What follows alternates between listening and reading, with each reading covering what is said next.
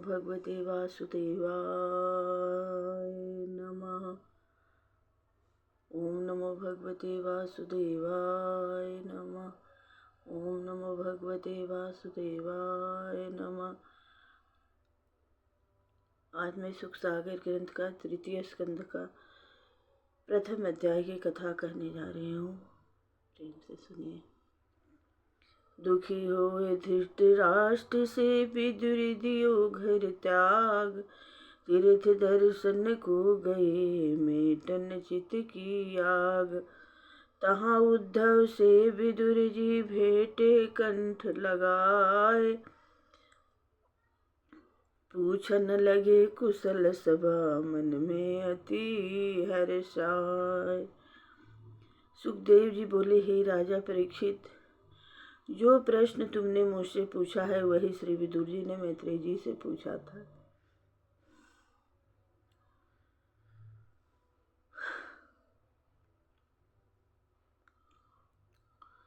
राजा परीक्षित बोले, हे भगवान मुनिवर, मैत्रेय जी से विदुर जी की भेंट कहाँ पर और किस समय हुई थी, और महामना विदुर जी ने मैत्रेय जी से क्या पूछा था तथा ज्ञानियों में श्रेष्ठ श्री विदुर जी ने क्या उत्तर दिया। सुत जी बोले, हे सौनक जी, श्री सुखदेव जी सर्वज्ञ थे। उन्होंने राजा परीक्षित से कहा, हे राजा सुनो। सुखदेव जी बोले, राजन, तुम्हारे परदादा राजा धृतराष्ट्र जन्म के ही अंधे थे, किंतु अंतकाल में बुद्धि से भी अंधे हो गए थे।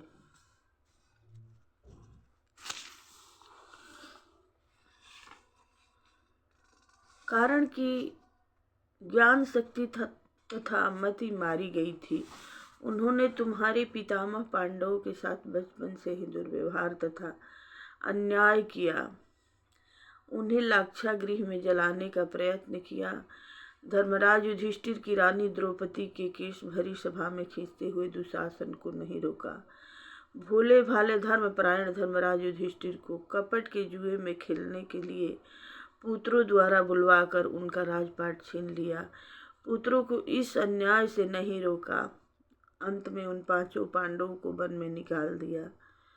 अपनी प्रतिज्ञा अनुसार 13 वर्ष वन की यातनाएं भोगने के पश्चात उन्हें उनका राज वापस नहीं लौटाया। धर्मराज युधिष्ठिर के भेजने पर भगवान कृष्ण दूत बनकर हस्तिनापुर की कौरव सभा में आए और धृतराष्ट्र को समझाया। भीष्म आदि ने भी धृतराष्ट्र को समझाया, किंतु उन्होंने उनके वचनों की ओर कालवश होकर पुत्र मोह के कारण तनिक भी ध्यान नहीं दिया। जब सलाह के लिए विदुर जी को बुलाया, तब विदुर जी ने राजमहल में जाकर कुरुराज को उचित नीति का उपदेश किया। उन्हें सब प्रकार से न्यायोचित राय देकर समझाया, जिसे विदुर नीति कहते हैं। किंतु कुरुराज को विदुर जी के वचन ऐसे लगे जैसे त्रिदोष के मरणासन रोगी को औषधि नहीं लगती हैं। विदुर जी ने समझाया, हे कुरुराज, आप पांडवों को उनका राज दे दीजिए। वे महान शक्तिशाली और विराट बलवान हैं। उनमें भीमसेन परम क्रोधी और 10 सहस्त्र हाथियों का बल रखता है। वह काले नाग की भांति क्रोध में डसने की प्रतीक्षा कर रहा है। अर्जुन ने देवराज इंद्र को शंकर जी को प्रसन्न करके अमोघ अस्त्रों का ज्ञान प्राप्त किया है, जिस पर भी यदुनाथ कृष्ण जी की उन पर कृपा है। सारे यादव वीर पांडवों की सहायता करेंगे। वे धर्मात्मा हैं। तुम्हारा पुत्र कुल का नाश करने वाला कुलघाती है। वह सदा धर्म में ही रत रहता है और उसके साथ तुम्हारी भी बुद्धि मारी गई है। इसलिए यदि तुम कुल की रक्षा चाहते हो तो उस कुलघाती को तुरंत त्याग कर पांडवों को अपना लीजिए।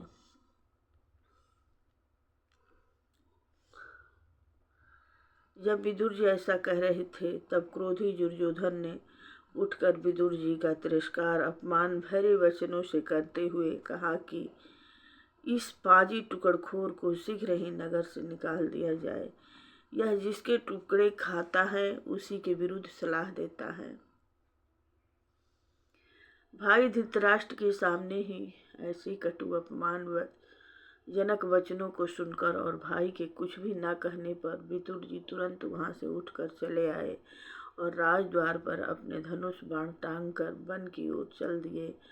हस्तिनापुर से चलकर वे अनेक तीर्थों का प्रयत्न करने लगे। वे शुद्ध और पवित्र रहकर एक समय भोजन करते, पृथ्वी पर सोते तथा तीर्थों के जल में स्नान करते। इस प्रकार सारी भारतवर्ष के तीर्थों में भ्रमण करते हुए प्रभास क्षेत्र में पहुँचे। वहाँ उन्होंने सुना कि भगवान कृष्णचंद्र की सहायता से पांडव लोग महाभारत युद्ध में विजयी हुए हैं तथा कौरवों का संहार हो गया है। दुर्योधन आदि सब मारे गए। हस्तिनापुर का राज धर्मराज युधिष्ठिर करते हैं। यह सुनकर उन्हें महान शोक हुआ और शांति पूर्वक फिर तीर्थ यात्रा को चल दिए। भगवान के प्रधान तीर्थों तथा मंदिरों के दर्शन करते हुए विचरने लगे। एक दिन सौराष्ट्र, सौवीर, मत्स्य तथा कुरु जंगल देशों को पार करके जमुना तट पर आए। वहां उनकी भगवत भक्त श्री उद्धव जी से भेंट हुई। उद्धव जी भगवान कृष्ण जी के परम भक्त थे। विदुर जी ने उद्धव जी को देखते ही प्रेम में विहल होकर कंठ से लगा लिया। दोनों वहीं जमुना के पुनैन पर बैठ गए। तब विदुर जी ने अपने आराध्य देव भगवान कृष्ण की तथा बलराम जी की कुशलता पूछी। विदुर जी बोले, हे उद्धव जी, जिन भगवान कृष्णचंद्र ने भक्तों की रक्षा के लिए तथा दुष्टों के संहार के लिए इस पृथ्वी पर शरीर धारण किया है, वे तो कुशल से हैं ना। उनके बड़े भ्राता बलराम जी तो कुशलता से हैं। उनके पिता वसुदेव जी तथा पुत्र प्रद्युम्न जी तो कुशल है ना। देवकी अपने 5 पुत्रों सहित तथा अपनी पुत्र वधुओं सहित तो कुशल है न। सात्वत वृषणभोज दारसह वंशी यादवों के राजा उग्रसेन प्रशंसा से तो हैं। हे उद्धव जी, द्वारकापुरी के संपूर्ण यादवों की कुशल क्षेम सुनाइए। हमारे महाराज युधिष्ठिर की कुशल क्षेम की भी सुनाइए। उन्होंने अपने भाइयों को सहायता से तथा भगवान कृष्ण की कृपा से पुनः राज प्राप्त कर लिया है। अपने शत्रुओं का नाश कर निष्कंटक राज भोगते हैं। हे महाभाग, उद्धव गांडीवधारी अर्जुन की कुशलता सुनाइए। माद्री के दोनों पुत्र तथा भीमसेन की भी कुशल से है ना। वह बेचारी कुंती जिसने जीवन भर दुख सहे हैं, अब तो चैन से है ना। जिन कुरुराज ने अपने पुत्रों को की ही हाँ में हाँ मिलाकर मेरी उचित सलाह को न मानकर नगर से भी मुझे निकाल दिया। मुझे उनके विनाश पर बड़ा क्लेश है, किंतु काल की गति को कौन रोक सकता है। मैं तो उन्हीं जगत पिता भगवान कृष्ण की लीलाओं का गुणगान करते हुए आनंद से भ्रमण कर रहा हूँ। भगवान कृष्ण ने संपूर्ण राजाओं का संहार कराकर पृथ्वी का भार उतार दिया है। वे राजा धन, बल तथा ऐश्वर्य में अंधे हो रहे थे। वे पृथ्वी पर अनेक पाप कर रहे थे। इसी कारण उन्हें परस्पर लड़ाकर इस प्रकार नाश कर दिया, जिस प्रकार वन में परस्पर बांस रगड़कर सारी वन को जला देते हैं। ये उद्धव जी, वे अजन्मा होते हुए भी भक्तों की रक्षा के लिए जन्म लेते हैं तथा अकर्मा होते हुए भी कर्म करते हैं। आप मुझे उनकी कुशल क्षेम सुनाइए।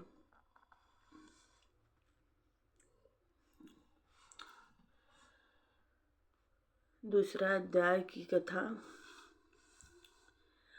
उद्धव लीला कृष्ण की कही विदुर से आए, गए कृष्ण निज धाम को दे वियोग दुखदाय।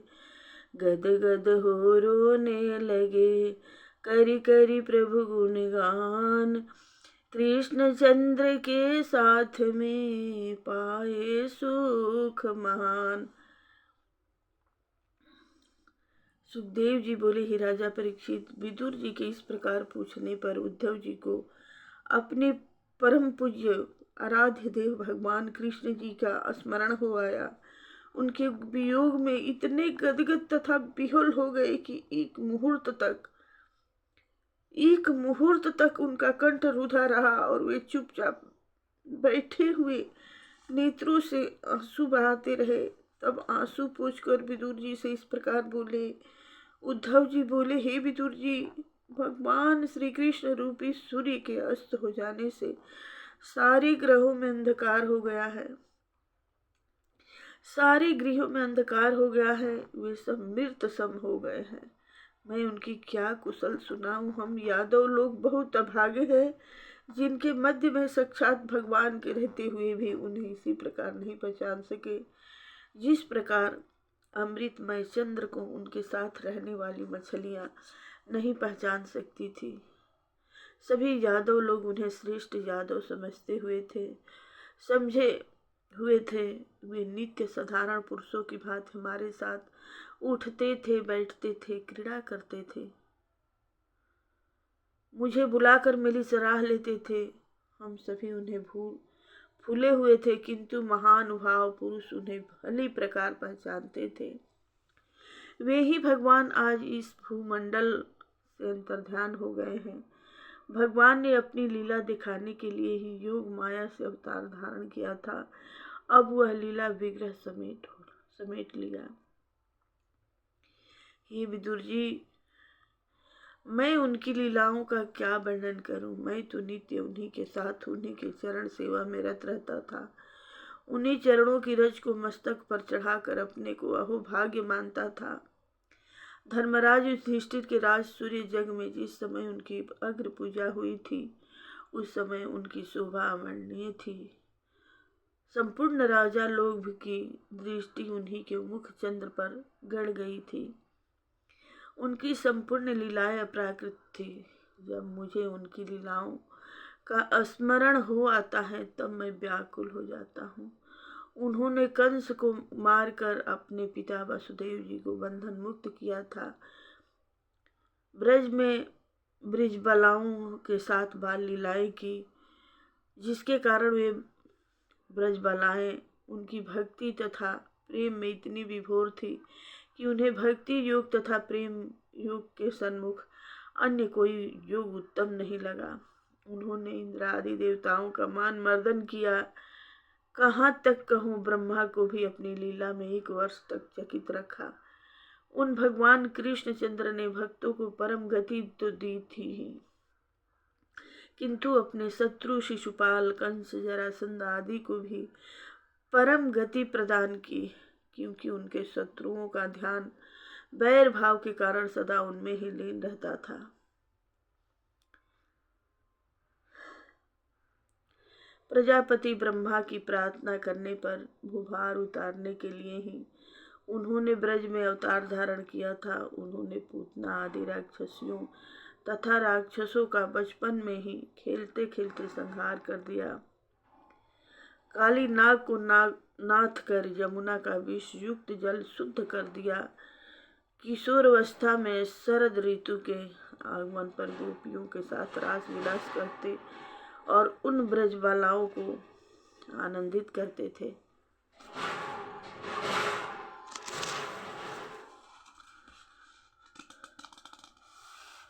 तीसरा अध्याय। कही कही निज निज प्रभु की कथा, उद्धव भय बिहाल। जरासंध शिशुपाल सब मारे जिन तत्काल। कौरव पांडे युद्ध करी किन्हो सबका नाश। शेष बचे यादव बलि किन्हो तिन्हु विनाश। उद्धव जी बोले, हे विदुर जी। उद्धव जी ने कहा, हे विदुर जी, भगवान कृष्ण अपने माता पिता वसुदेव के कष्ट दूर करने के लिए वृंदावन से मथुरा गए। वहां 10 दुष्ट कंस को मारकर उस सिंहासन से पृथ्वी पर पटक दिया। फिर उसे घसीटकर यमुना तट पर लाए, उसका अंतिम संस्कार किया। तत्पश्चात संदीपन गुरु से थोड़े काल में ही एक बार सुनकर सांगोपांग वेदों को कंठस्थ कर लिया तथा गुरु दक्षिणा के रूप में उनके मरे हुए पुत्रों को यमपुरी से लाकर गुरु को प्रदान किए। जरासंध को उसकी 17 छौड़ी सेना के सहित 17 बार अपने बड़े भाई बलदेव जी के सहायता से हराया। अनेक राजाओं को देखते देखते ही शिशुपाल की मांग रुक्मिणी बहन श्री कृष्ण जी को हर कर ले आए और घर लाकर गंधर्व विवाह किया। 7 बिना नथे वृषभों को नाथ कर नग्नजीत को स्वयंवर में जीत कर ले आए। जामवंत को जीत कर जामवंती को अपनी पटरानी बनाया। सत्यभामा की प्रशंसा के लिए इंद्र का मान मर्दन करके परिजात वृक्ष को द्वारिका में ले आए तथा सुधर्मा सभा को भी जीत कर लाए थे। उन्होंने भौमासुर को मारकर 16,100 कन्याओं के धर्म की रक्षा हेतु उन्हें अपनी रानी बनाया। भगवान ने अपनी जोग माया से उतने ही रूप धारण करके उनके साथ विहार किया। उनसे अपने ही समान 10-10 पुत्र उत्पन्न किए। महाभारत का युद्ध रचा। बिना अस्त्र ग्रहण किए ही अर्जुन के द्वारा 18 छौड़ी सेना का संहार करा डाला। तब उन्होंने देखा कि यादव लोग महाबली तथा अजय हैं, इनके रहते हुए भी पृथ्वी का भार हल्का नहीं हो सकता है। तब ब्राह्मण द्वारा श्राप दिलाकर गंधारी के श्राप को पूरा करने के लिए उन्हें परस्पर लड़वा कर मरवा डाला। वे स्वयं अपने आप ही नाश को प्राप्त हो गए। वे द्वारकापुरी में रहते हुए भी लोक मर्यादा तथा धर्म का पालन करते थे। सांख्य योग में सदा स्थिति रहते थे, इसलिए कर्म करते हुए भी भोगों में उनकी आसक्ति नहीं थी। हे विदुर जी, एक दिन कुछ यदुवंशी बालकों ने हंसी में दुर्वासा ऋषि को चिढ़ा दिया। तब उन मुनियों ने यदुवंश के नाश होने का श्राप दे दिया। इसके कुछ दिनों बाद सभी यदुवंशी पर्व के दिन अपने अपने रथों पर चढ़कर प्रभास क्षेत्र में आए और वहां अनेक प्रकार के गौधन, रत्न, पृथ्वी आदि ब्राह्मणों को देकर वहां स्नान किया और ब्राह्मणों को मस्तक टेक कर उनके चरणों में प्रणाम किया। चौथे अध्याय की कथा कह रही हूँ। यादव कुल का नाश का। यादव कुल का नाश सुनी तजी विदुर जग आस, दुखी होए मन में चले मैत्रेय जी के पास। उद्धव जी बोले, तब संपूर्ण यादवों ने ब्राह्मणों की आज्ञा से भोजन किया और अति नशीली मदिरा पीकर मतवाले हो गए। परस्पर गाली देने लगे तथा एक दूसरे को मारने लगे। अपनी माया से रचे हुए उस चरित्र को देखकर भगवान कृष्ण सरस्वती में आचमन कर एक पीपल के वृक्ष के नीचे चुपचाप बैठ गए। भगवान कृष्ण ने इस घटना के प्रथम ही मुझसे कह दिया कि उद्धव, तुम बद्री का आश्रम चले जाओ। मैं उसी क्षण उनका मतलब समझ गया, किंतु मुझे उनका वियोग असहा था, इसलिए मैं भी उनके पीछे पीछे प्रभास क्षेत्र को चला आया। मैंने वहां जगत के आश्रय भगवान कृष्णचंद्र को दिव्य विग्रह से युक्त अकेले ही सरस्वती के तट पर पीपल के वृक्ष के नीचे पेड़ से पीठ लगाए बैठे देखा। उनका दाना चरण बाईं जांघ पर रखा था। वे संपूर्ण भोगों से मुक्त थे। उनकी शोभा अवर्णीय थी। देववश वहां मैत्रेय जी भी आ पहुँचे। तब अपने परम भक्त मैत्रेय जी के सन्मुख ही उन्होंने मुझे उपदेश दिया। श्री हरि बोले, हे उद्धव, मैं तुम्हारे हृदय की बात जानता हूँ, अतः मैं तुम्हें वह साधना का उपदेश करता हूँ जो अति गोपनीय है। हे उद्धव, तुम पहले जन्म में वसु थे। तुमने मेरी प्राप्ति के लिए आराधना की थी। अब मैं अपने नित्य धाम को जाना चाहता हूँ, अतः तुमने इस समय एकांत में मेरे उस परम ब्रह्मा रूप को देखा है दर्शन प्राप्त किए हैं। हे उद्धव, अब तुम्हारा यह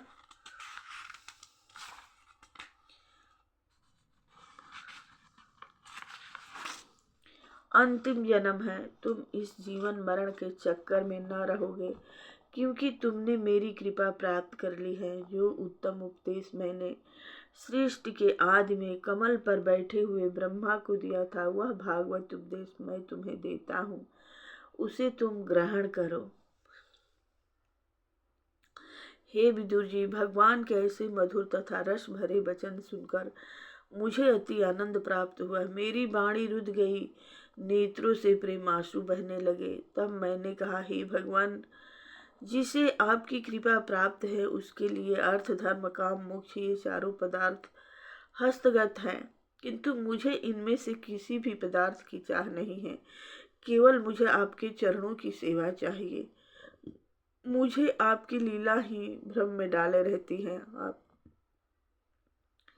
दिव्य आदि पुरुष होते हुए भी मानवीय लीला करते हैं। आप आत्मा राम होते हुए भी सहस्त्रों रमणियों के साथ रमण करते हैं।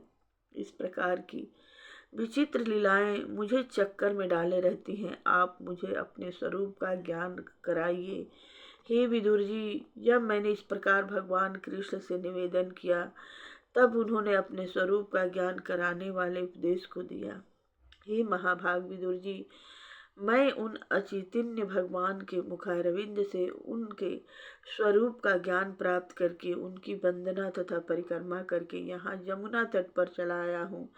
अब उनके बताए हुए स्थान बद्रिकाश्रम के लिए जा रहा हूँ। सुखदेव जी बोले, राजा परीक्षित, उद्धव जी के ऐसे शोक और वीरा युक्त वचन सुनकर विदुर जी ने उनसे पूछा, हे उद्धव जी, भगवान कृष्ण जी ने अपने जिस परम स्वरूप का उपदेश आपको दिया था वह हमें भी बताइए। उद्धव जी बोले, हे विदुर जी, उस तत्व ज्ञान के उपदेश के लिए मेरे सन्मुख ही भगवान कृष्ण जी ने मैत्रेय जी को आदेश दिया था कि मेरे इस परम तत्व का उपदेश मेरे परम भक्त विदुर जी को अवश्य दीजिए। अतः आप मैत्रेय जी के पास जाकर उनसे ही परम तत्व को ग्रहण करे। इतना सुनकर विदुर जी प्रातः काल होते ही उद्धव जी के साथ स्थान से चल दिए। राजा परीक्षित बोले, मुनीश्वर, जब ब्राह्मणों का श्राप सारे यादवों को नष्ट करने के लिए था, तब उद्धव जी कैसे बचे रहे? सुखदेव जी बोले, राजा परीक्षित, यह सब कुछ तो उन्हीं भगवान कृष्ण की प्रेरणा से ही हुआ था। ब्राह्मणों का श्राप भी उन्होंने अपनी प्रेरणा से दिलवाया था। जब वे अपने श्री विग्रह को समेट कर अपने नित्य धाम को जाने लगे, तब उन्होंने सोचा कि मेरे चले जाने पर मेरी लीलाओं का वर्णन तथा धर्म का विस्तार कम हो जाएगा। अतः उद्धव जी को अपना अनन्य भक्त और लीला विस्तार करने वाले समझकर उन्हें वहीं छोड़ दिया और बद्रिकाश्रम जाने की आज्ञा दी। जब विदुर जी ने उद्धव जी के मुख से भगवत के परम धाम जाने की कथा सुनी और यह भी सुना कि उन्होंने मुझे भी स्मरण किया था, तब विदुर जी उनके प्रेम में लीन होकर प्रेमांसु बहाने लगे। तत्पश्चात वहां से चलकर मैत्रेय जी के आश्रम गंगा तट पर आए। 5वां अध्याय। विविध प्रश्न पूछन लगे विदुर देव सिर नाय, मैत्रेय जी वर्णन कियो सृष्टि क्रम हर्षाय। सुखदेव जी बोले, श्री मैत्रेय जी का आश्रम हरिद्वार क्षेत्र में था। श्री विदुर जी वहीं पर पहुँचे और श्री मैत्रेय जी से बोले, हे भगवान, जगत के प्राणी सुख के हेतु अनेक प्रकार के कर्म करते हैं, किंतु उन्हें सुख की प्राप्ति नहीं होती है और न उनका कष्ट ही दूर होता है।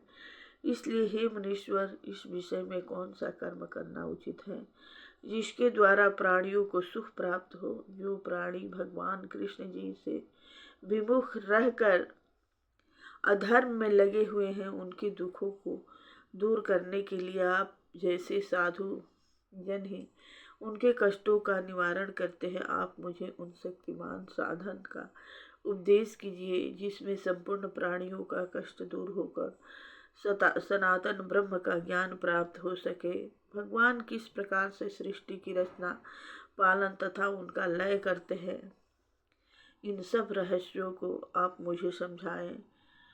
इसके अतिरिक्त उनकी रहस्यमयी लीलाएं जो गौ, ब्राह्मण और देवताओं की रक्षा के लिए प्रकट होती हैं, वह मुझे सुनाइए हे विप्रवर। इसके अतिरिक्त मुझे यह भी समझाएं कि इस विश्व के स्वामी भगवान इन लोगों को लोकपालों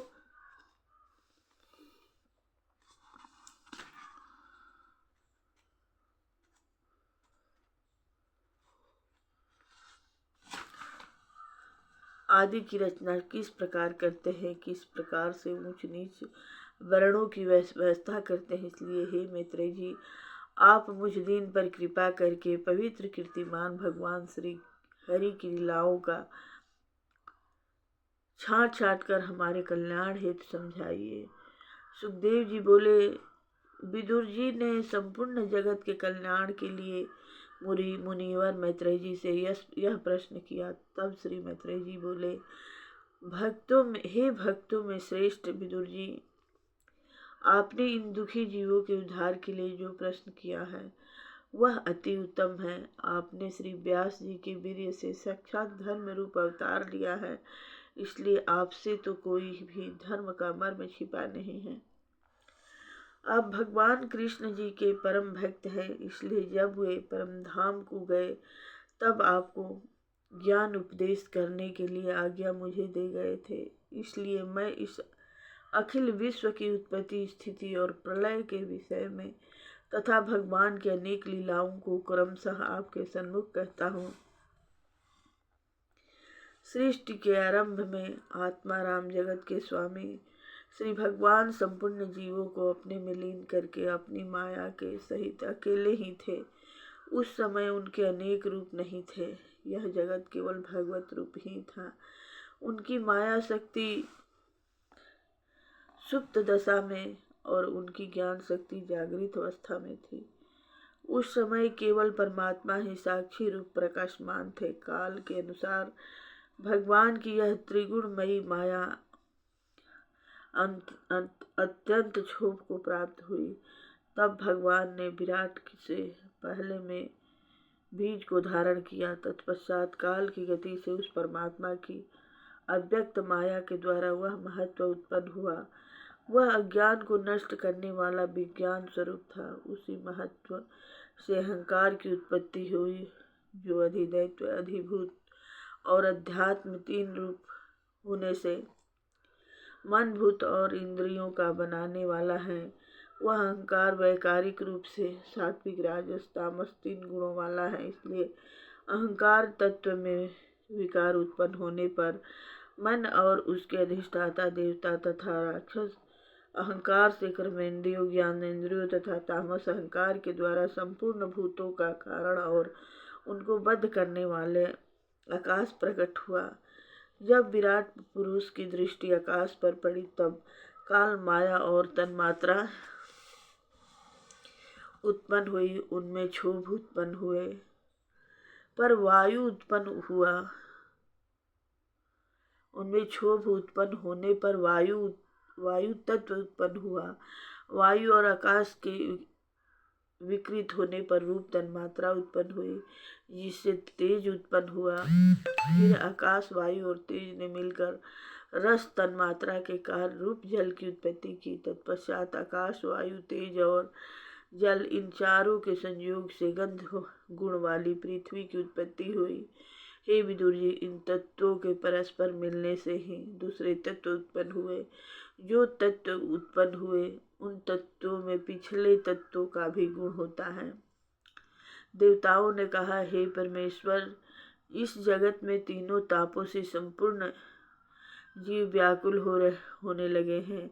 अतः हे भगवान, उन जीवों को दुखों के निवारण आपने वेदों की उत्पत्ति की, श्रेष्ठ गंगा जी की उत्पत्ति की। हम लोग उन सब का सेवन और आपके चरणों की वंदना नित्य करते हैं, किंतु वे पापी लोग जो आपके चरणों से दूर रहते हैं, उनका उद्धार किस प्रकार हो सकता है।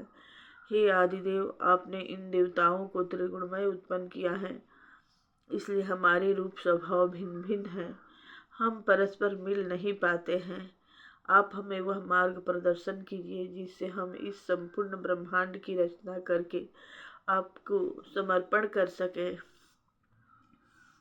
इस विघ्न बाधाओं से दूर रह सके, शांतिपूर्वक अपना यज्ञ भाग ले सकें। आप पुराण पुरुष हैं, संपूर्ण सृष्टि के आदि कारण हैं। आप ही ने हमको जन्म दिया है, अतः जिस कारण से हमें आपने उत्पन्न किया है उसके विषय में हमें समझाइए कि हम क्या करें। ब्रह्मांड रचना के हेतु हमें आप ज्ञान शक्ति दीजिए। 6वां अध्याय। जी विधि से उत्पन्न भये विराट रूप भगवान, क्रम विधि से वर्णन करी मैत्रेय कथा महान। श्री मैत्रेय जी बोले, हे विदुर जी, भगवान ने जब यह देखा कि मेरी महत्वादी संपूर्ण शक्तियां परस्पर संगठित न होने के कारण सृष्टि की रचना में समर्थ नहीं हो रही हैं, तब उन्होंने काल शक्ति को स्वीकार करके पंचभूत, महत्व, अहंकार, तन्मात्रा तथा मन सहित एकादश इंद्रिया आदि इन 23 तत्वों में एक साथ में प्रवेश किया। इन तत्वों में प्रवेश करके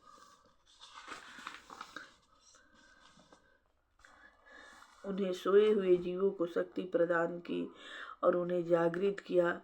यह संपूर्ण तत्व परस्पर मिला दिए गए और अंश रूप से उसमें परम ब्रह्मा शक्ति में प्रवेश किया और उसी से विराट रूप की उत्पत्ति हुई।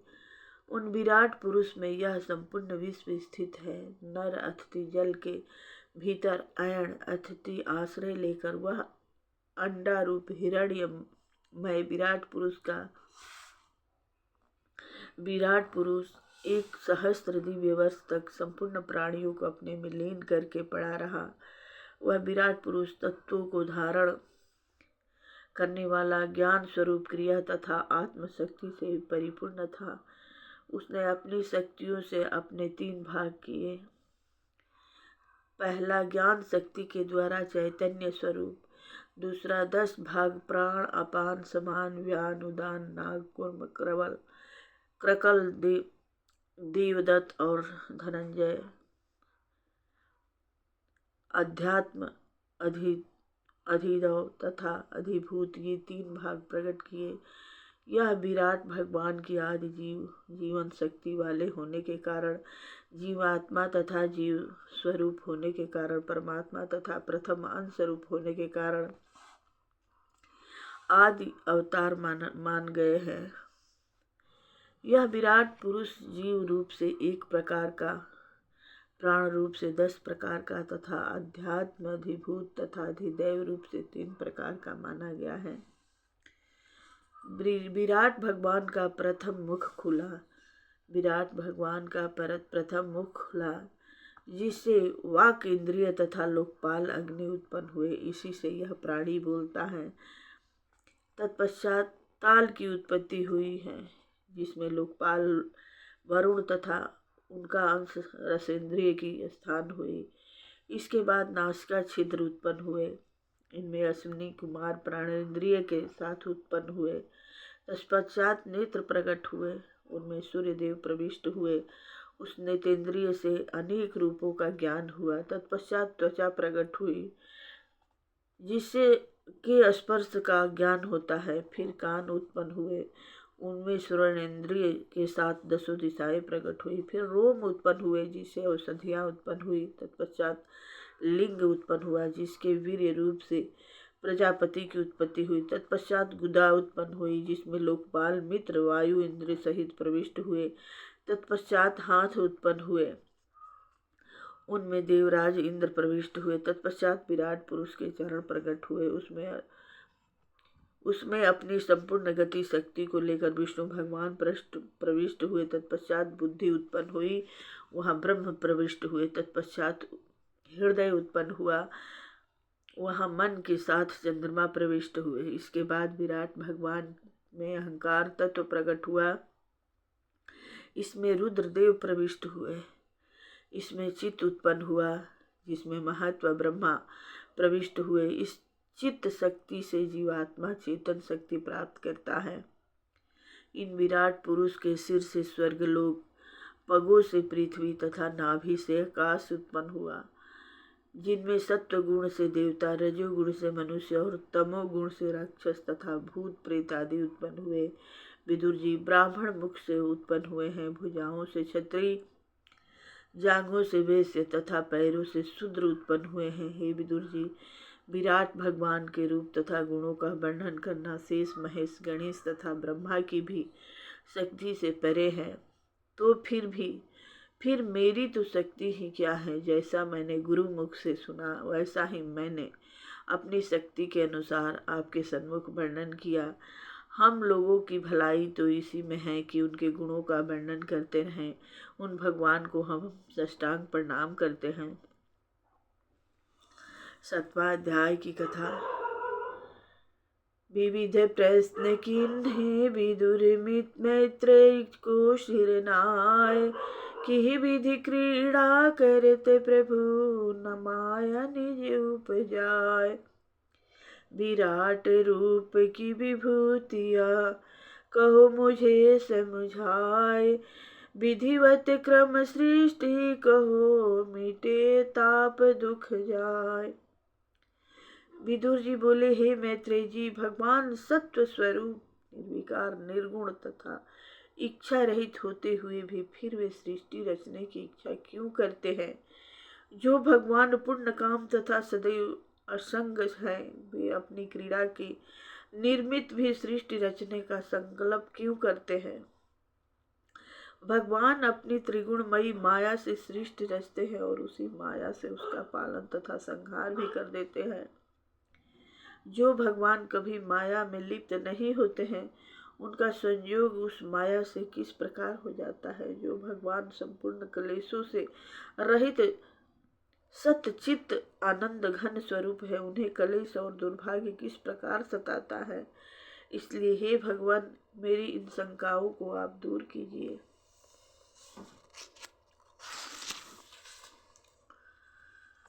तब मैत्रेय जी मुस्कुराते हुए बोले, हे विदुर जी, सर्वात्मा तथा सबका स्वामी मुक्त स्वरूप हुआ भगवान कभी भी कर्म जनित क्लेश तथा उनके बंधनों में नहीं बनता है, किंतु फिर भी अपनी माया से अपने को ऐसा प्रकट करता है, उसे ही उनकी लीला तथा माया कहते हैं। जिस प्रकार स्वप्न में देखे हुए दृश्य मनुष्य को सत्य प्रतीत होते हैं, किंतु जागृत होने पर वे ही दृश्य सत्य प्रकट होते हैं, उसी प्रकार अज्ञानवश जीव बंधन आदि में न होते हुए भी अपने को बंधन युक्त देखता है। अब यदि यह कहा जाए कि अपने ही में विराजमान परमात्मा की प्राप्ति उसे क्यों नहीं होती है, तो उसका कारण यह है कि अज्ञानवश उस जीवात्मा के ऊपर अज्ञानमयी माया का आवृत ढका हुआ है। इसके साथ ही साथ यह संपूर्ण क्लेश, दुख, कर्म, बंधन देह अभिमानी जीव को ही लिप्त करते हैं, किंतु परमात्मा में ऐसा नहीं भासता है। निष्काम भाव से कर्म करने पर उनके फलों का मिथ्या आरोप जीव पर नहीं लगता है और वह धीरे धीरे शक्ति के द्वारा परमात्मा में लीन हो जाता है। विदुर जी बोले, हे भगवान, आपकी कृपा से मेरा यह संदेह दूर हो गया। मेरी समझ में यह आ गया है कि जीव को दुख, क्लेश आदि को प्रतीत कराने वाली केवल भगवान की अज्ञानमयी माया है। वह माया स्वप्न के समान मिथ्या है, क्योंकि उस माया से ही यह जगत बना है, इसलिए वह माया ही जीव को अज्ञान में डाले रहती है। जब यह जीव उस माया को पार कर जाता है, तब उसके परे सत्व स्वरूप भगवान के दर्शन होते हैं। हे भगवान, यह तो मुझे अब निश्चय हो गया है कि सुख दुख आदि मिथ्या मर्यादा वास्तव में कुल नहीं है, केवल जीव को प्रतीत ही होते हैं।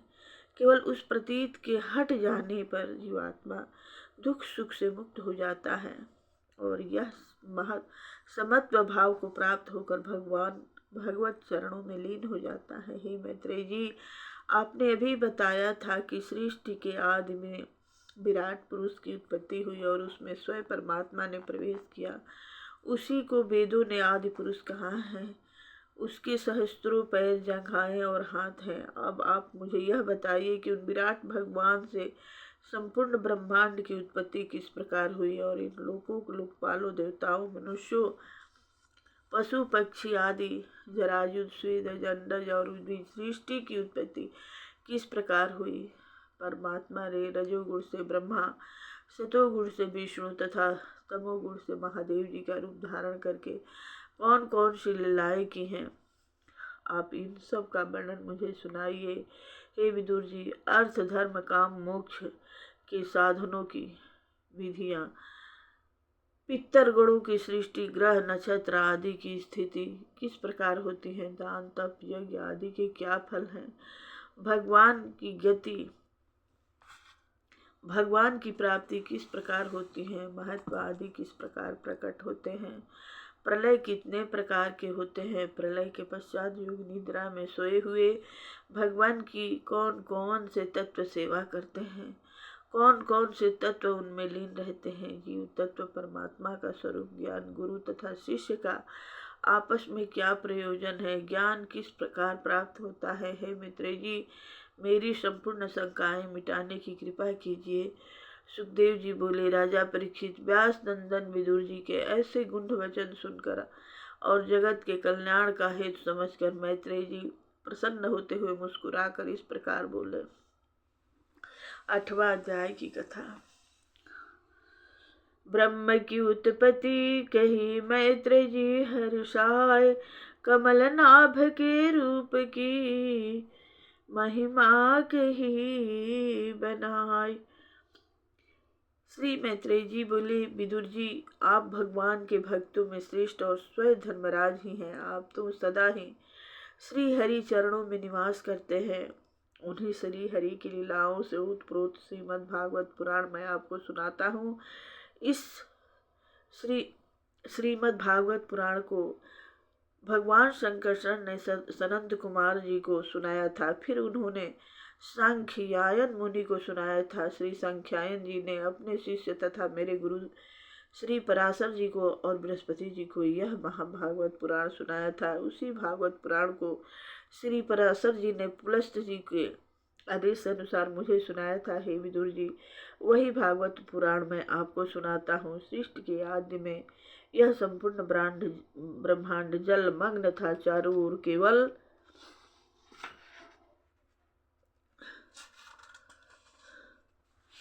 जल ही जल था। केवल भगवान नारायण ही शेष सैया पर विराजमान थे। उन्होंने संपूर्ण विश्व को अपने में लीन करके आत्मानंद में मग्न होकर योग निद्रा को धारण कर रखा था। केवल पुनः सृष्टि काल के आने पर उन परमात्मा को जगाने के लिए काल शक्ति ही जागृत थी। जब 1 सहस्त्र चतुर्युगी वर्ष जल में शयन करते हुए व्यतीत हो गए, तब उस काल शक्ति ने उन भगवान नारायण को जगाया। तब भगवान ने अपने शरीर में उन अनन्य लोकों को देखा तथा अपने में संपूर्ण भूतों तथा जीवों को भी देखा। जब भगवान की दृष्टि अपने लिंग शरीर सूक्ष्म तत्व पर पड़ी, तब काल की प्रेरणा से रजोगुण द्वारा और क्षुब्ध होकर सृष्टि की रचना के लिए उन्होंने नाभि प्रदेश से सूक्ष्म तत्व कमल कोश बाहर निकाला। वह कमल कोश ऊपर को उठकर सूर्य के समान तेजोमय होकर उस अपार जल को प्रकाशमान करने लगा। उस दीप्तमान कमल में सृष्टि के रचयिता स्वयं भगवान विष्णु ही उसमें प्रविष्ट हो गए और ब्रह्म रूप से प्रकट हुए। जब उस कमल पर बैठे हुए ब्रह्मा जी ने अपने को अकेला पाया, तब वे चारों ओर आंखें फाड़ फाड़ कर उस आकाश में देखने लगे। इस कारण उनके 4 मुख हो गए। उन ब्रह्मा जी को अपार जल राशि पर उठे हुए कमल के अतिरिक्त और कुछ भी समझ में न आया। हुए गहरे विचार में पड़ गए कि कमल क्या है, मैं कौन हूँ, मुझे किसने उत्पन्न किया है और यह कमल कहाँ से आया है। इस अथाह जल राशि में अवश्य कोई आधार है जहाँ से यह कमल उत्पन्न हुआ। ऐसा विचार करके ब्रह्मा जी कमल की नाल के सहारे सहारे नीचे जल में उतरे, किंतु वे उस कमल का कोई आधार न पा सके।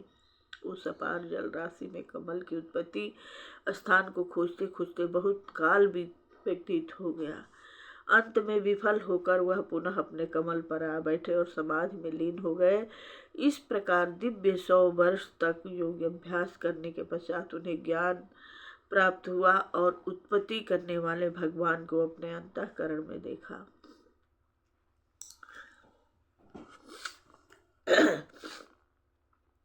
उन्हें शेष साईं भगवान के दर्शन अपने हृदय में किए। ब्रह्मा जी ने देखा कि अथाह जलराशि में शेष जी के 10 सहस्त्र फनों के छत्र के नीचे भगवान नारायण लेटे हुए हैं। उन भगवान के शीश पर कांतिमय मुकुट है और स्वर्णमयी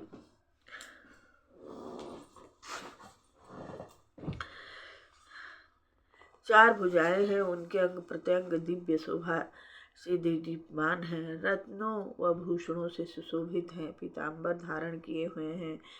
उनका शरीर विग्रह असीम है, संपूर्ण ब्रह्मांड उन्हीं में विराजमान है। उनकी सुंदर नासिका तथा कमल के समान नेत्र हैं।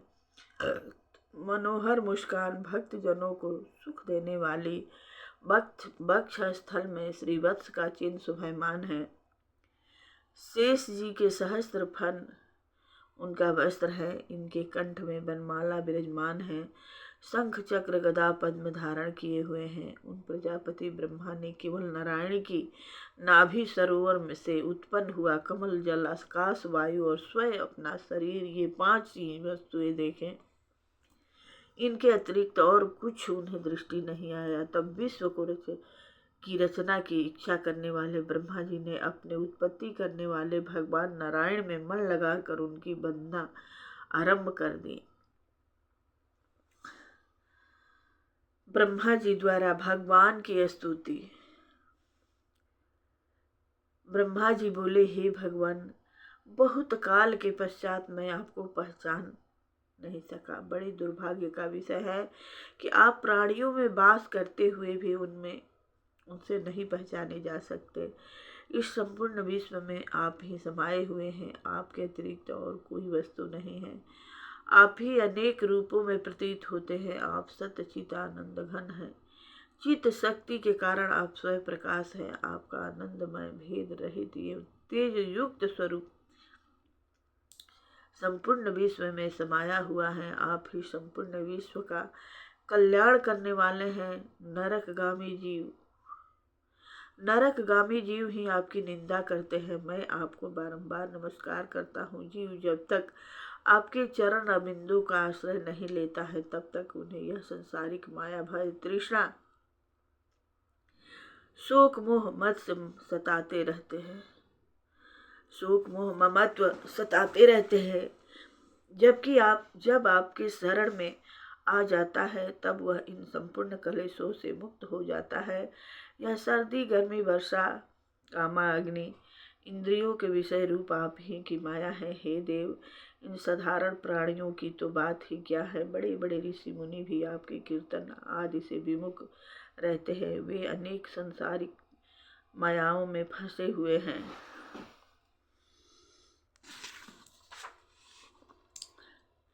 हे नाथ,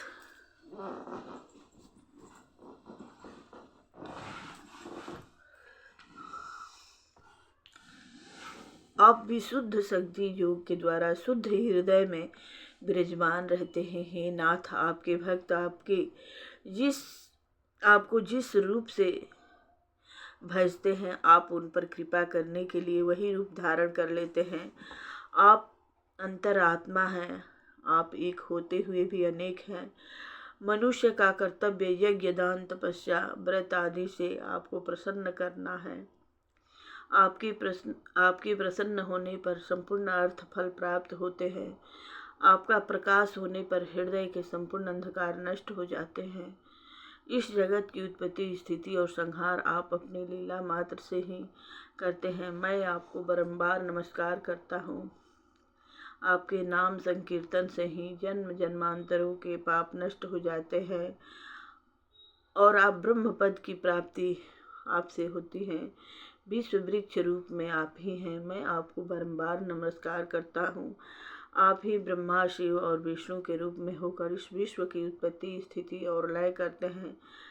मैंने आपकी बहुत काल तक तपस्या की है। मेरा इस तपस्या के आप ही साक्षी हैं। आप पुण्य काम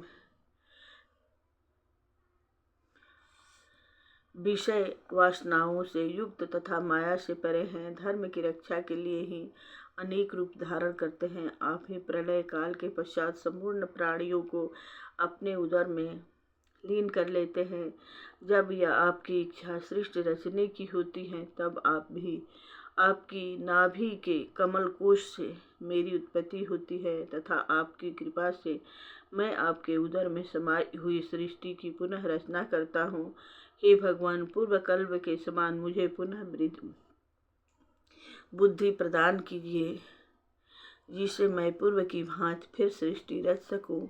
मेरी बुद्धि पुनः प्रकाशित हो, मेरी वेद वाणी का उच्चारण लुप्त न हो। मैं आपको नमस्कार करता हूँ। आप भक्तों पर दया करने वाले हैं, अतः मेरे दुख को दूर कीजिए।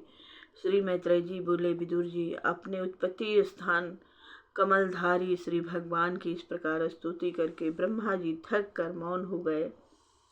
तब भगवान ने जाना कि इस प्रलय जल राशि को देखकर ब्रह्मा जी घबरा उठे हैं तथा लोक रचना के विषय में कोई निश्चय न करने के कारण अति दुखी हैं। तब भगवान मधुर और गंभीर वाणी में इस प्रकार बोले, वेद में ब्रह्मा, तुम किसी प्रकार का खेद न करो। तुम्हारी जो इच्छा है वह मैं पहले ही तुम्हें प्रदान कर चुका हूँ। तुम फिर मेरी तपस्या करो और उपासना द्वारा मेरी संपूर्ण लोकों की रचना शक्ति को स्पष्ट कर अपने हृदय में देखो। सृष्टि रचना में आलस ना करके उसका उद्यम करो। मुझे तपस्या के द्वारा ही देख सकते हो। जिस प्रकार अग्नि काष्ठ में छिपी रहती है, उसी प्रकार मैं भी संपूर्ण भूतों में छिपा रहता हूँ। जो प्राणी अज्ञान के मल को दूर कर देता है, वह संपूर्ण भूत इंद्रिया और गुणों से रहित होकर मुझे अपने अंतःकरण में देखता है। हे ब्रह्मा जी, कर्म के अनुसार आप संपूर्ण जीव सृष्टि को रचते हैं, किंतु फिर भी तुम उनमें मोहित नहीं होते हो। उसका कारण यह है कि तुम सर्वप्रथम मंत्र दिष्टा हो। तुम सृष्टि रचते समय भी अपने मन को मेरे में लगाए रखते हो। इसी कारण रजोगुण तुमको कर्म बंधन में नहीं बांधता है। तुम अपना मूल उत्पत्ति स्थान देखना चाहते थे, इसी कारण तुम कमल नाभ के द्वारा जल में उतर कर अपना मूल उत्पत्ति स्थान ढूंढ रहे थे। इस कारण मैंने तुम्हारी उत्पत्ति का मूल स्थान, अपना यह स्वरूप तुम्हारे अंतःकरण में ही प्रकट करके दिखाया है। तुम्हारी रुचि मेरी तपस्या की ओर जो हुई है, वह मेरी ही कृपा है। मैं तुमसे अति प्रसन्न हूँ। तुम्हारी समस्त कामनाएं पूर्ण होगी और तुम्हारा कल्याण होगा। इस स्तोत्र द्वारा नित्य प्रति जो पुरुष मेरी स्तुति करेगा, वह शीघ्र ही मुझे प्रसन्न कर लेगा। यह संपूर्ण विश्व मेरा है, मैं उसमें समाया हुआ हूँ। इसलिए अपने सब वेदमय स्वरूप से तुम पूर्ण कल्प की भांति सृष्टि को पुनः अपने आप उत्पन्न करो। मैत्रेय जी बोले, भगवान ब्रह्मा जी को इस प्रकार अपने स्वरूप का ज्ञान कराकर अदृश्य हो गए।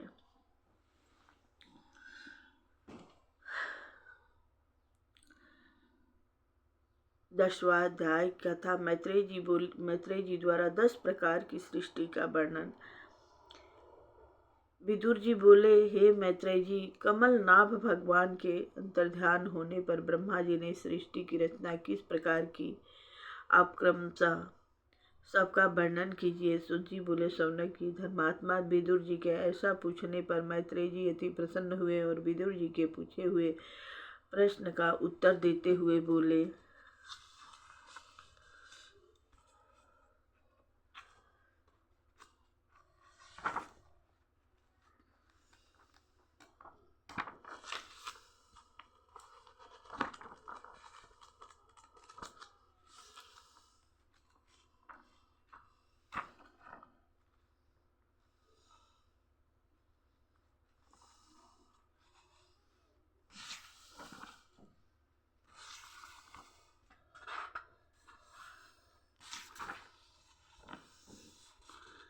हे विदुर जी, कमलनाभ भगवान की आज्ञा से ब्रह्मा जी ने 100 दिव्य वर्षों तक एकाग्रचित होकर तपस्या की। उस तपस्या से उनकी विवेक शक्ति तथा आत्मशक्ति दोनों ही बढ़ गई। उन्होंने देखा कि काल की गति से उनका वह कमल जल में हिल रहा है। यह देखकर ब्रह्मा जी जल सहित उस वायु को पान कर गए।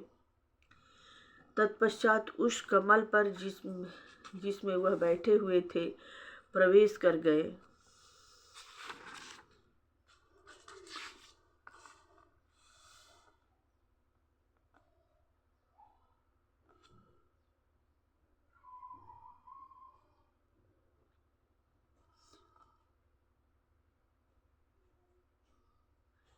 तथा उस कमल के उन्होंने भूः भुवः स्वः इन प्रकार 3 भाग किए। वह कमल इतना बृहद था कि अनेक लोक तथा भुवनों में बांटा जा सकता था, किंतु ब्रह्मा जी ने प्राणियों के भोग स्थान के लिए इन्हीं 3 लोकों में उसे विभाजित किया। यह लोक निष्काम कर्म करने वालों के लिए है और इनकी अवधि 1 कल्प तक की है। जो प्राणी निष्काम कर्म करते हैं उन्हें महतपः यनः तथा सत्यः लोकों की प्राप्ति होती है। इन लोकों की स्थिति की अवधि ब्रह्म की आयु 2 प्रार्थ तक होती है। विदुर जी बोले, हे भगवान, आपने काल भगवान की शक्ति के विषय में जो बात कही थी उसका वर्णन विस्तार पूर्वक कीजिए। मैत्रेय जी बोले, हे विदुर जी, सत्व रज तम इन गुणों के फल स्वरूप यह महत्व आदि के रूप में प्रकट होने वाला आदि अंत रहित ही काल है। भगवान उस काल की प्रेरणा से ही अपनी लीला के साथ इस सृष्टि के रूप में प्रकट होते हैं। प्रथम यह संपूर्ण विश्व भगवान की माया में लीन होकर ब्रह्म रूप में ब्रह्ममय था। काल भगवान ने उसी अव्यक्त रूप को व्यक्त कर सृष्टि रूप में प्रकट कर दिया। यह सृष्टि जैसी अब है वैसी ही पहले थी तथा वैसे ही भविष्य में रहेगी। सृष्टि 9 प्रकार की है तथा अप्राकृत और वैकृत भेद से 10वीं सृष्टि और भी मानी जाती है। इस सृष्टि का प्रलय काल द्रव्य तथा गुणों के द्वारा 3 भेदों में माना जाता है। हे विदुर जी, मैं तुम्हें इन 10 प्रकार की सृष्टि का वर्णन सुनाता हूँ। सर्वप्रथम भगवान की इच्छा से सत्य रज तम इन तीनों गुणों के परस्पर मेल से महत्व की उत्पत्ति हुई। दूसरी उत्पत्ति अहंकार की हुई, जिसके द्वारा पृथ्वी जल वायु आकाश अग्नि ये 5 तत्व तथा 5 ज्ञान इंद्रिय व 5 कर्म इंद्रिय की उत्पत्ति हुई। तीसरी सृष्टि भूत व वर्ग की हुई, जिसमें 5 महाभूतों की उत्पत्ति करने वाला तन मात्र स्वर्ग स्थित है। चौथी सृष्टि ज्ञान और क्रिया शक्ति को उत्पन्न करने वाली है। 5वीं सृष्टि इंद्रियों अधिष्ठाता देवताओं की हुई तथा मन इंद्रिय की भी उत्पत्ति हुई। 6वीं सृष्टि तामिश्र तम मोह तथा महामोह एवं अविद्या की हुई। यह प्राणियों को पाप की ओर ले जाता है। यह प्रकृति सृष्टि कहलाती है। अवैकृत सृष्टि का वर्णन सुनो। वैकृत सृष्टि में 7वीं सृष्टि 6 प्रकार के स्थावर वृक्षों की है, वनस्पति, औषधि, लता, वत्स, सार, विरुद्ध तथा 6वीं द्रुम। 8वीं सृष्टि पशुपतियों की हुई। यह सृष्टि 28 प्रकार की है। इनमें तमोगुण प्रधान है। इनमें 1 खुर वाले, 2 खुर वाले, 5 नख वाले गाय, बकरा, भैंस, गधा, घोड़ा, कुत्ता, गीदड़, भेड़िया, बिलाव, सिंह, बंदर, कछुआ, मगर आदि पशु है। वह उड़ने वाले पक्षी हैं। मनुष्य रजोगुण प्रधान है। स्थावर, पशु, पक्षी तथा मनुष्य यह सब वैकृत सृष्टि कहलाते हैं। यह देव सर्ग कहलाता है। इसके अलावा कौमार सर्ग है। वह प्रकृति तथा वैकृत दोनों ही प्रकार का है, जिसमें सनंत कुमार आदि ऋषि देवता, पितर, यक्ष, राक्षस, गंधर्व, अप्सरा, भूत, प्रेत आदि ये 8 प्रकार की सृष्टि मानी जाती है। हे विदुर जी, इस प्रकार संकल्प भगवान ब्रह्म के रूप में प्रकट होकर सत्वगुण, रजोगुण तथा तमोगुण से व्याप्त 10 प्रकार की सृष्टि में अपने ही रूपों को प्रकट करते हैं। 11वां अध्याय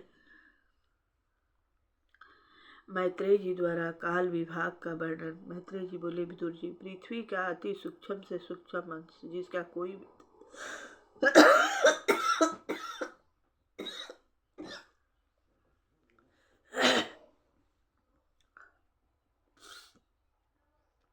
जिसका कोई विभाग नहीं हो सकता है, वह परमाणु कहलाता है। अनेक परमाणुओं के मिलने से एक अवयव बन जाता है और उस अवयवों के मिलने से एक वर्ग बन जाता है जिसको परम महान कहते हैं। इसी प्रकार काल के भी अति भेद है, अति सूक्ष्म और परम महान नाम के भेद है। दो परमाणुओं के परस्पर मिलने से एक अणु बनता है। तीन अणुओं के परस्पर मिलने से एक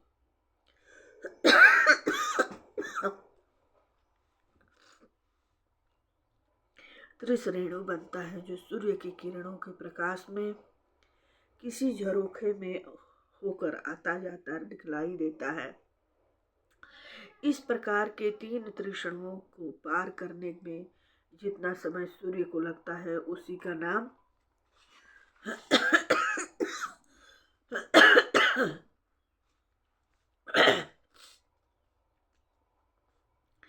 सृष्टिकाल है।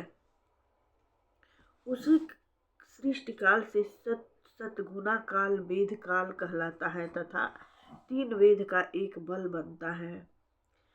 तीन लवों को एक निमेष कहते हैं तथा तीन निमेष को एक क्षण के नाम से पुकारते हैं।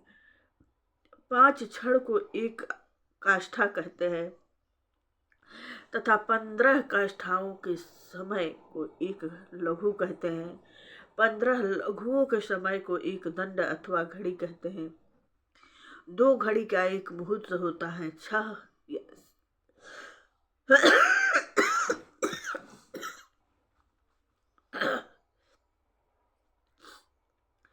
या 7 घड़ियों का एक पहर कहलाता है। इसे ही याम कहते हैं।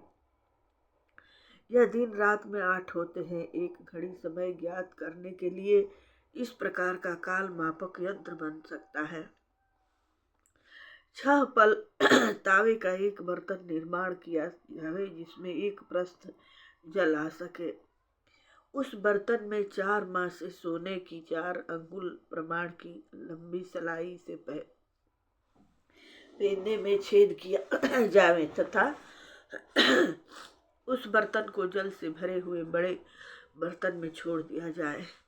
जितने समय में उस छेद के द्वारा एक प्रस्थ जल उस बर्तन में आ जाए तथा वह बर्तन उस जल में डूब जाए, उतने काल प्रमाण को एक घड़ी या दंड अथवा नाड़िका कहेंगे। हे विदुर जी, 4 पहर दिन में तथा 4 पहर रात में ही होते हैं। यह मनुष्य के दिन रात माने जाते हैं। मनुष्यों के 15 दिन रात का पक्ष कहा जाता है। पक्ष के 2 भेद, शुक्ल पक्ष, कृष्ण पक्ष, इन दोनों को मिलाकर एक मास बनता है जो पितरों का एक दिन रात होता है। 2 मासों को मिलाकर एक ऋतु तथा 6 मासों को मिलाकर आयन बनता है। आयन भी 2 प्रकार के होते हैं, एक दक्षिणायन, दूसरा उत्तरायण। यह दोनों आयन मिलकर मनुष्यों का 1 वर्ष तथा देवताओं का 1 दिन रात होते हैं।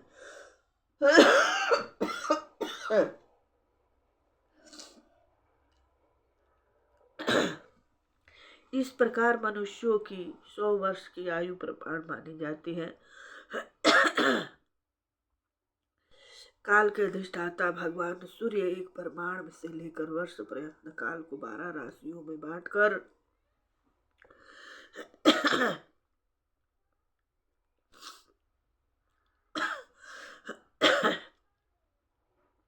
संपूर्ण भुवन की परिक्रमा करते रहते हैं। वह संपूर्ण ग्रह नक्षत्र उन्हीं राशियों में होकर भुवन कोश की परिक्रमा करते रहते हैं। महीनों में भेद से वर्ष के नाम संवत्सर, परिवत्सर, इडावत्सर, अनुवत्सर तथा वत्सर होता है। विदुर जी बोले, हे मैत्रेय जी, आपने मनुष्य, देवता, पितर आदि की परमायु का वर्णन सुनाया, किंतु संकादिक मुनीश्वर जो तीनों लोकों में बाहर कल्प से भी अधिक आयु के हैं, उनकी आयु का वर्णन नहीं सुनाया। मैत्रेय जी बोले, विदुर जी, सतयुग, त्रेता युग, द्वापर युग तथा कलयुग के चारों युग अपनी संध्या और संध्यांशु सहित 12 सहस्त्र दिव्य वर्ष के होते हैं। सतयुग 4000 दिव्य वर्ष का होता है। 800 दिव्य वर्ष संध्या तथा संध्यांशों के होते हैं। इस प्रकार सतयुग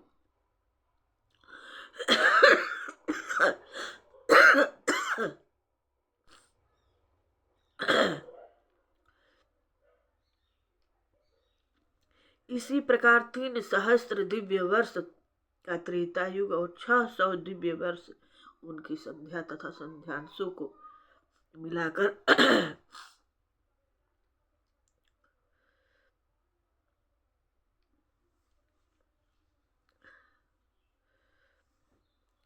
जितने सहस्र वर्ष का युग होता है उससे 100 गुना की उनकी संध्यांश होती है। प्रत्येक युग के आदि में संध्या तथा अंत में संध्यांश होता है। संध्या संध्यांशों के बीच का काल युग कहते हैं। मनुष्यों का 1 वर्ष 2 देवताओं के 1 दिन के बराबर होता है तथा देवताओं का 1 वर्ष मनुष्यों के 360 वर्ष के बराबर हुआ। इस काल परिणाम से कलयुग 4,32,000 वर्ष मनुष्यों का हुआ तथा 8,64,000 वर्षों का द्वापर हुआ। 12,96,000 मनुष्य वर्षों का त्रेता युग तथा 70,28,000 मनुष्य वर्षों का सतयुग हुआ है। विदुर जी, प्रत्येक युग में धर्म घटता बढ़ता रहता है। धर्म सतयुग में 4 चरण से, त्रेता में 3 चरण से, द्वापर में 2 चरण से, कलयुग में 1 चरण से रहता है। हे विदुर जी, महलोक से लेकर ब्रह्मलोक तक काल परिणाम भिन्न भिन्न होता है। वह वहाँ पर 1 सहस्त्र चतुर्युग का 1 दिन तथा इतनी ही बड़ी रात्रि होती है। जिस रात्रि से में सृष्टि के रचयिता ब्रह्मा जी सोते हैं, उस रात्रि के समाप्त होने पर इस लोक का 1 कल्प माना जाता है तथा ब्रह्म का 1 दिन दूसरा कल्प माना जाता है। 1 कल्प में 14 मनु समाप्त हो जाते हैं। प्रत्येक मनु की आयु का परिमाण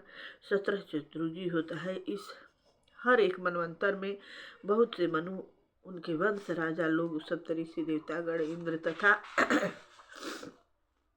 गंधर्व आदि साथ साथ अपनी आयु भोगते हैं। ब्रह्मा जी की इस 1 दिन की सृष्टि में तीनों लोकों की रचना होती है। इसमें देवता, पशु, पक्षी, मनुष्यों की सृष्टि उसी के कर्म अनुसार होती है। जब ब्रह्मा जी का 1 दिन व्यतीत हो जाता है तब वे सारे विश्व को अपने में लीन कर निश्चेष्ट हो भाव से सो जाते हैं। उनका पुरुषार्थ नष्ट हो जाता है। सूर्य, चंद्रमा आदि सभी उन्हीं में लीन हो जाते हैं। भू, भुआ, स्वः ये तीनों लोग उस प्रलय रात्रि में ब्रह्मा जी के शरीर में लीन हो जाते हैं। उस समय ये तीनों लोग शेषनाग के मुखारविंद से निकली हुई ज्वाला से जलने लगते हैं। तब महलोक निवासी मुनिगण जललोक को चले जाते हैं। इतने समय में ही प्रचंड प्रलयकालीन वायु से उथल पुथल होकर 7 समुद्र तीनों लोक को डुबा देता है। उस समय भगवान नारायण योग निद्रा में सो जाते हैं और जनलोक निवासी ऋषिगण उनकी स्तुति करते रहते हैं। इस प्रकार दिन के हेर फेर से 1 सहस्त्र चतुर समाप्त होने पर ब्रह्मा की 100 वर्ष की आयु समाप्त हो जाती है। ब्रह्मा की आयु के अर्ध भाग को प्रार्थ का नाम से पुकारते हैं। अभी तक प्रथम प्रार्थ समाप्त हुआ है और दूसरा प्रार्थ चल रहा है। पूर्व प्रार्थ के आदि में ब्रह्मा नाम का कल्प था। उसी कल्प में ब्रह्मा जी उत्पन्न हुए थे। प्रार्थ के अंत में जो कल्प था उसको पाक कल्प कहा गया है। हे विदुर जी, इस समय जो कल्प है उसे 12 कल्प कहते हैं। ब्रह्मा की आयु के 2 परार्थ का समय विश्वात्मा भगवान का 1 निमेष मात्र माना जाता है। ब्रह्मांड को उसको प्रकृति, महत्व, अहंकार तथा 5 तन्मात्रा सहित 11 इंद्रिय, 5 भूत, 16 विकारों से मिलकर बना हुआ है, जिसका विस्तार अंदर से 50 करोड़ योजन है। इस ब्रह्मांड को के बाहर चारों ओर 7 आवरण है। जिस अक्षर ब्रह्म में यह संपूर्ण ब्रह्मांड एक परमाणु के समान पड़े हुए हैं, यही विश्वात्मा परमात्मा पुराण पुरुष श्री विष्णु का उत्तम स्वरूप है। प्रेम से बोलिए भगवान विष्णु की जय हो। अब आगे का कथा कल सुनाऊंगी। बराह भगवान की अब का मैत्रेय जी द्वारा सृष्टि का विस्तार का वर्णन, उसके बाद बराह भगवान के अवतार की कथा, उसके बाद दीति के गर्भ से के धारण करने की कथा, उसके बाद जय विजय वैकुंठ से भूमि पे पर गिरे कैसे, उसकी कथा,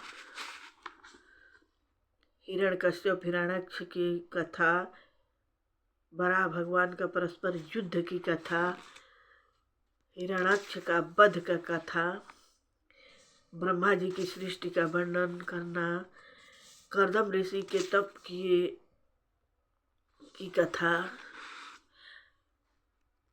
यह सब कथा कल सुनाऊंगी। आज अब यहीं तक, आज कथा का विश्राम करते हैं। प्रेम से बोलिए मंगलमय भगवान की जय। श्री भागवत भगवान की है आरती, पापियों को पाप से है तारती। श्री भागवत भगवान की है आरती, पापियों को पाप से है तारती। ये अमर ग्रंथ, ये मुक्ति पंथ, ये पंचम वेद निराला है, नव ज्योति जगाने वाला है। हर नाम यही, हर यान यही, जग के मंगल की आरती, जग के मंगल की आरती, पापियों को पाप से है तारती। ये शांति गीत पावन पुनीत, पापों को मिटाने वाला है, हरि दर्श कराने वाला है। ये सुख करनी, ये दुख हरणी, ये सुख करनी दुख हरणी। श्री मधुसूदन की आरती, श्री मधुसूदन की आरती, पापियों को पाप से है तारती। ये मधुर बोल मम पंथ खोल, सन्मार्ग बताने वाला है, बिगड़ी को बनाने वाला है। हरि नाम यही, हरि यान यही,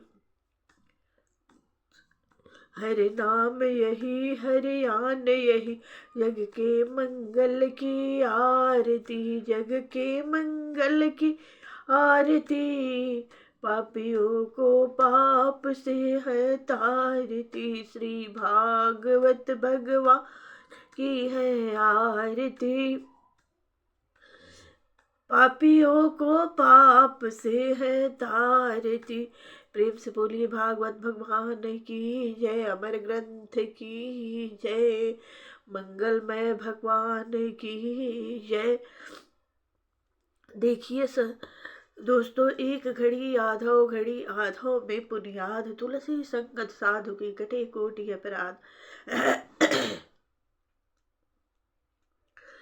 कुछ समय दिन और रात बनाया गया, लेकिन दिन रात काम करते हैं, ये करते हैं, वो करते हैं, ऐसे करते हैं, लेकिन कुछ समय भगवान के लिए जरूर निकलना चाहिए।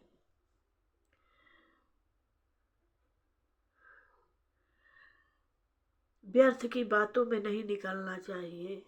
व्यर्थ की बातें करने से क्या फायदा होगा? उनका बात, उनका बात, उनका बात, उनका बात आदमी करते रहते हैं। वैसे तो आप कथा भी सुनिएगा तो आदमी कहेंगे दिन रात आप कथा ही सुनती हो, कथा कहिएगा तो आदमी कहेंगे दिन रात कथा कहती हो। काम से तो कभी निपटारा नहीं होगा।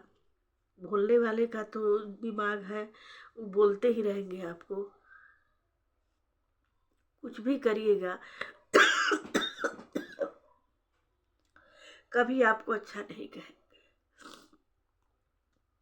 इसलिए दूसरे का बात सुनना ही नहीं चाहिए। दूसरे का बात सुनने से क्या फायदा।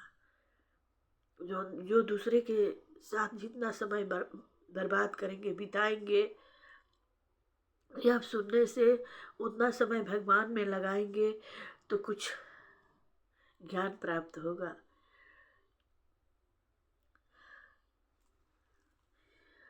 राधे राधे, जय श्री कृष्णा।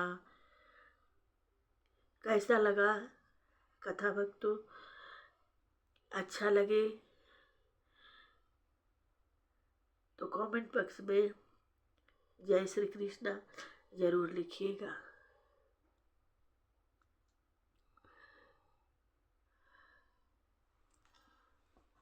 कथा विसर्जन होत है, सुनहु सकल सब देव जो जन जहाँ से आए हैं, तह तह करहु निवास सियावर राम।